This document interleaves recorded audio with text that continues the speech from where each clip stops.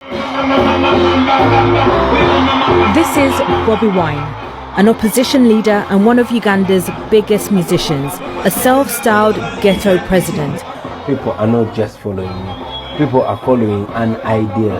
I'm just one of the millions and millions of Ugandans that want better.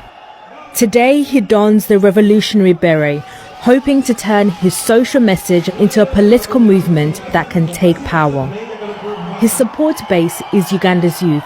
The majority of people here are below 25 years of age, but many drop out of school and struggle to find work. Africa has the youngest population. It's a big resource for us that, if well maximized, we can turn around the destiny of Africa. As Bobi Wine, it is only my talent that got me here, but I was educated from Makerere University. I graduated in 2003 and never got a job. Okay? I only resorted to my talent singing on the street and singing on the roadside to get paid. I only broke through and became popular. Yoweri Museveni is sworn in for what he insists will be a different kind of leadership. Mr. Museveni says his top priorities are to bring back democracy to Uganda. But his populist message of freedom and equality sounds very similar to that of President Yoweri Museveni, who was also a charismatic young leader. Every time I see President Museveni on TV in the news, I say, why did such a prized revolutionary decide to become one of the world's most despised dictators? But it's also a lesson to remember that it is only the idea of building strong institutions that can save us from ourselves. Bobi Wine hopes people power can propel him to the top, but he's also been learning how traditional Ugandan politics are played. This is Uganda's parliament. On the other side of these doors is the chamber, and on this wall are the country's former presidents. Since independence, all of them have taken power in the midst of violence and bloodshed. Bobi Wine would like his face to be on this wall, but he wants to do things differently and take over through a democratic process.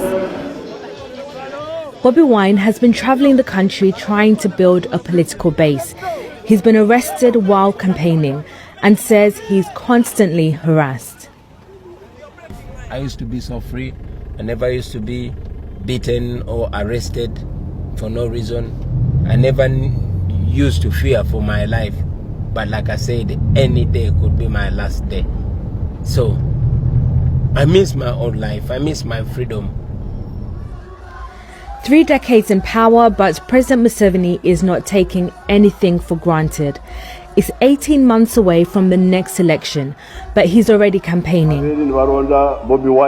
Dressed in military uniform, he says people only vote for Bobi Wine because he's a singer, and he should go back to singing in the clubs. Music is still the backbone of Bobi Wine's politics. He regularly visits Western capitals to perform and meet politicians there. The president's supporters say he is representing foreign interests. If there's any agent of the West, that is Museveni. Right from the day he came, he's using borrowed money to oppress our people. And yes, he's an agent of modern-day colonialism. Many have tried and failed to unseat Museveni. His latest challenger needs to convince Ugandans he is the leader they need in order to bring a democratic change.